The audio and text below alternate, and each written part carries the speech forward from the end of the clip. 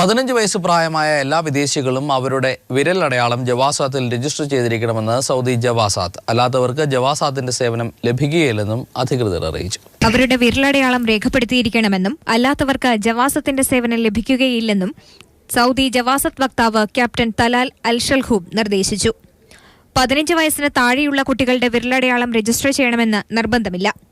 ഉംറ season ആരംഭിച്ച സാഹചര്യത്തിൽ എല്ലാ തീർത്ഥാടകരുടെയും ബയോമെട്രിക് വിവരങ്ങൾ രേഖപ്പെടുത്തുന്നതിനുള്ള നടപടികൾ സ്വീകരിച്ചിട്ടുണ്ട്.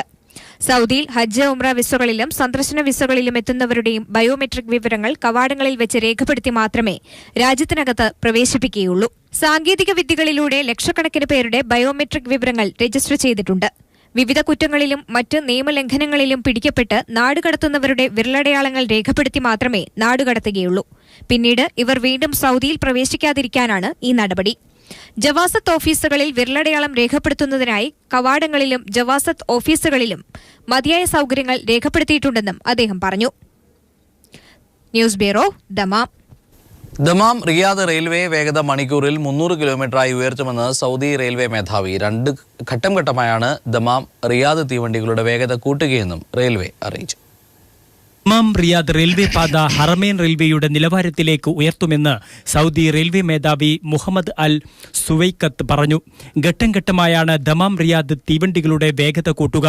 2015 അവസാനമാകുമ്പോഴേക്കും ഈ റൂട്ടിലുള്ള തീവണ്ടികളുടെ ദൂരം മണിക്കൂറിൽ 160 കിലോമീറ്ററായി ഉയർത്തും. അടുത്ത വർഷം പാത ഇരട്ടിപ്പിക്കൽ പദ്ധതി പൂർത്തിയാവുന്നതോടെ തീവണ്ടികളുടെ വേഗത മണിക്കൂറിൽ 180 കിലോമീറ്ററായി ഉയർത്തും. ദമാം റിയാദ് റൂട്ടിൽ ഹറമൈൻ റെയിൽവേ മാതൃകയിൽ പൂർണ്ണമായും ഇലക്ട്രിക് ട്രെയിനുകൾ ഓടിക്കുന്നതിനാണ് പദ്ധതി. നിലവിൽ ഡീസൽ ഉപയോഗിച്ചാണ് ഈ റൂട്ടിൽ തീവണ്ടികൾ ഓടിക്കുന്നത്. 4.25 മണിക്കൂറാണ് ദമാമിൽ നിന്ന് റിയാദിലേക്ക് എത്താൻ വേണ്ടിവരുന്ന സമയം. ഇലക്ട്രിക് ട്രെയിനുകൾ ഓടിക്കുന്നതിനായി വൈദ്യുതിവൽക്കരണ പദ്ധതി നടന്നുകൊണ്ടിരിക്കുകയാണ്. ഇവ പൂർത്തിയാവുന്നതോടെ യാത്രയുടെ സമയം കുറച്ചുകൊണ്ടുവരുന്നതിന് സാധ്യമാകും. 1 മാസത്തിനുള്ളിൽ 4 തീവണ്ടികൾ കൂടി ഈ റൂട്ടിൽ ഏർപ്പെടുത്തി ജനങ്ങൾക്ക് മികച്ച സേവനം നൽകാനാണ് തങ്ങൾ ഉദ്ദേശിക്കുന്നതെന്ന് അദ്ദേഹം പറഞ്ഞു. News bureau, Dammam. Dubai KMCC ഒരുക്കിയ സർഗോത്സവം ദുബായിൽ നടന്നു. മാപ്പിളപ്പാട്ട് രചയിതാവും പിന്നണി ഗായകനുമായ കണ്ണൂർ ഷെരീഫ് ഉദ്ഘാടനം ചെയ്തു. Dubai KMCC president PK Anwar Naha അധ്യക്ഷനായിരുന്നു. ഗുർഹൂദ് NI മോഡൽ സ്കൂളിൽ നടക്കുന്ന കലാമത്സരങ്ങളിൽ 500-ലധികം കലാപ്രതിഭകളാണ് പങ്കെടുത്തത്. Abu Dhabi Ramanthali Muslim youth centre Indian Islamic centre സ്നേഹസംഗമം 2015 സംഘടിപ്പിച്ചു. സാംസ്കാരിക സമ്മേളനം UAE KMCC കേന്ദ്ര കമ്മിറ്റി ട്രഷറർ U അബ്ദുള്ള ഫറൂഖി ഉദ്ഘാടനം ചെയ്തു. RMYC president UK Muhammad Kunhi അധ്യക്ഷത വഹിച്ചു. RMYC advisory board chairman Karappath Usman പദ്ധതി വിശദീകരണം നടത്തി. അബുദാബി നിയമകാര്യ വകുപ്പിലെ doctor Hamad Abdulla Saleem Al Jabiri, Indian Islamic central general secretary advocate KV Muhammad Kunhi തുടങ്ങിയവർ ആശംസകൾ നേർന്നു. UAE ദേശീയ ദിനാഘോഷങ്ങളുടെ ഭാഗമായി ദുബായ് പോലീസുമായി സഹകരിച്ച് KMCC സംഘടിപ്പിക്കുന്ന പരേഡ് ചൊവ്വാഴ്ച ബർദുബായ് പോലീസ് പരിസരത്തും വ്യാഴാഴ്ച നായിഫിലും നടക്കും. പരേഡിൽ സ്വദേശികൾക്കൊപ്പം KMCC പ്രവർത്തകരും അണിനിരക്കുമെന്ന് KMCC ഭാരവാഹികൾ അറിയിച്ചു. മുഹമ്മദ് ബിൻ റാഷിഫ് അൽ മക്തൂം ഫൗണ്ടേഷന്റെ ആഭിമുഖ്യത്തിലുള്ള വിജ്ഞാന ഉച്ചകോടി ഡിസംബർ 7 മുതൽ 9 വരെ ദുബായ് ഗ്രാൻഡ് ഹയാത്തിൽ നടക്കുമെന്ന് അധികൃതർ വ്യക്തമാക്കി. ലോകത്തിന്റെ വിവിധ ഭാഗങ്ങളിൽ നിന്ന് ശാസ്ത്രജ്ഞരും മന്ത്രിമാരും അക്കാദമി വിദഗ്ധരുമടക്കം പ്രഭാഷകർ ഉണ്ടായിരിക്കും. വിദ്യാഭ്യാസം, ശാസ്ത്ര ഗവേഷണം, ഇൻഫർമേഷൻ ടെക്നോളജി, മാധ്യമം, സിനിമ തുടങ്ങിയ മേഖലയിലെ നൂതന ആശയങ്ങളാണ് ചർച്ച ചെയ്യുക.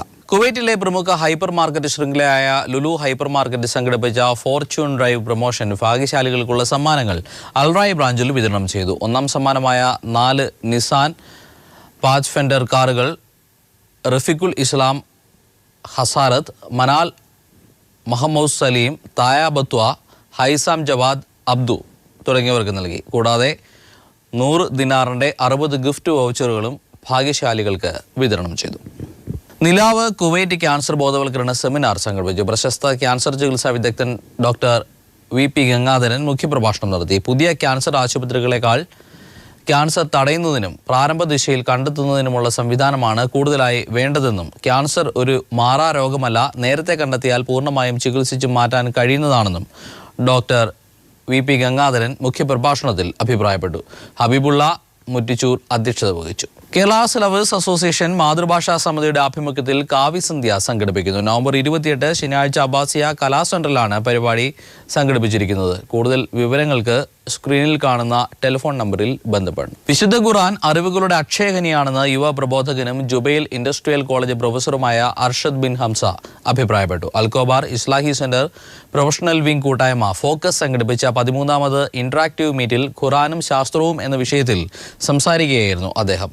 Niche of truth founder director NV Muhammad Salim, Dammam international Indian school principal doctor EK Muhammad Shafi തുടങ്ങിയവർ ചടങ്ങിൽ സംസാരിച്ചു.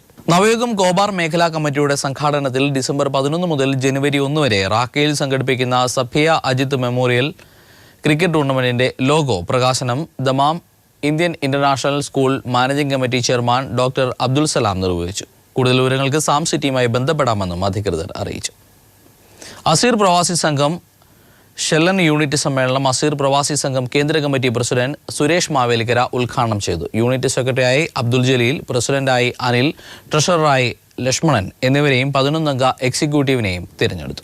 നവയുഗം സാംസ്കാരിക വേദി ജുബൈൽ കേന്ദ്ര കമ്മിറ്റിയുടെ ആഭിമുഖ്യത്തിൽ നടന്നുവരുന്ന വോളിബോൾ ടൂർണമെന്റിന്റെ 4ാമത്തെ മത്സരത്തിൽ അറബ് കൊറിയാദിനെതിരെ ഗൾഫ് കോളം ഉജ്ജ്വല വിജയം നേടി സെമി ഫൈനൽ ഉറപ്പിച്ചു. നവംബർ 27 വൈകിട്ട് 7:30 ജുബൈൽ ഇൻഡോർ സ്റ്റേഡിയത്തിൽ ആരംഭിക്കുന്ന സെമി ഫൈനലിന്റെ ആദ്യ മത്സരത്തിൽ അലാദ് ജുബൈലും കോബാർ പ്രദേശം തമ്മിൽ ഏറ്റുമുട്ടും. സംഘപരിവാർ സംഘടനകളുടെ പൂർണ്ണ പങ്കാളിത്തത്തോടെയും പിന്തുണയോടെയും വെള്ളാപ്പള്ളി നടേശൻ നയിക്കുന്ന സമത്വ മുന്നേറ്റ യാത്രയ്ക്ക് തുടക്കമായി. ഉടുപ്പി പേജാർ മഠാധിപതി വിശ്വേശ്വര തീർത്ഥസ്വാമിയുടെ നേതൃത്വത്തിൽ സന്യാസിമാർ ദീപം തെളിയിച്ച്